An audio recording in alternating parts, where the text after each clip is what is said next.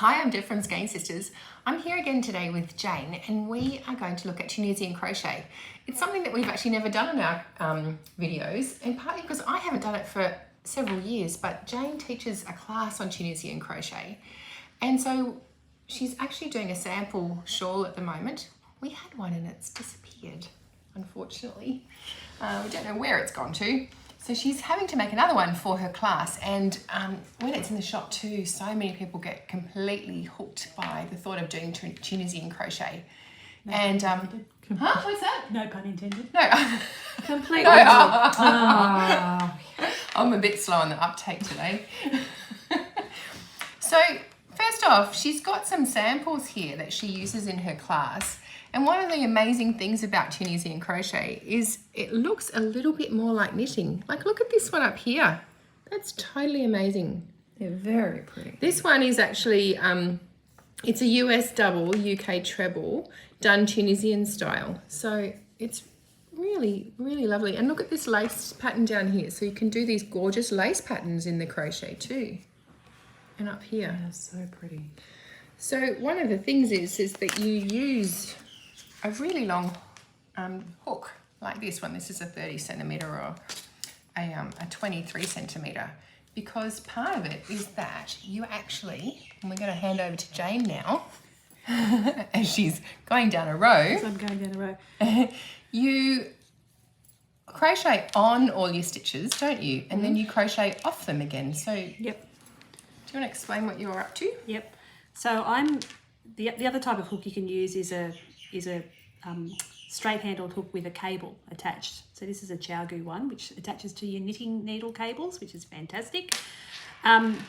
So for Tunisian, you, as Deb said, you put all the loops on your hook, which is why you need a straight hook or a hook with a cable rather than standard crochet hooks that have the soft handles. And then that's called the forward pass. And then So that's what you're doing right now. So that's what I'm doing now. Yep. So putting all my stitches on. And the thing that I remember before you get to the end, Yep. the thing that I remember about when I learnt it, Yep. is that the different stitches are dependent. The way they look is dependent on where you put your hook. Correct. Which part of the stitch you put your hook into. Is that right? Yep. Yeah. So you can put your hook through the front. Each stitch has sort of like a two strands. So you can put your hook at the front from right to left, behind one of the strands, or you can put it through to the back between the strands. There are other ways you can do it as well, but those are the two main ways. So what I've done there is I've put all my loops on the hook. And so now I'm going to, and that's called the forward pass. Now I'm going to work them off, which is called the return pass. And a forward pass and a return pass equals one row. See, look how easy this is. And so this is why you need a hook, because you're still pulling the yarn through the loops. Slower. Oh, sorry. You're still pulling the yarn through the loops like so. So you need a hook, but it's kind of like knitting in that you've got, all those stitches on your hook. So it's a bit of a cross. I really like it. I find it very meditative, especially this return pass process, because it's just, just sort of whip along. And the amazing thing about having a hook like that, where you can join the cable on, is obviously you can have a cable which is immensely long, because you can just keep joining them together. Yeah. So you can really do a big blanket or something, can't you? Yeah. And whenever I have to order Tunisian crochet hooks, I'm always ordering like an 8mm and a 9mm. You don't use the smaller sizes, do you? Not very often. So I'm using, this is the Madeline Tosh Merino Light, which is a 4-ply fingering weight yarn, and I'm using a 6.5mm hook. So you use a much bigger hook than what you'd normally use for the same yarn, because it's actually quite a dense stitch.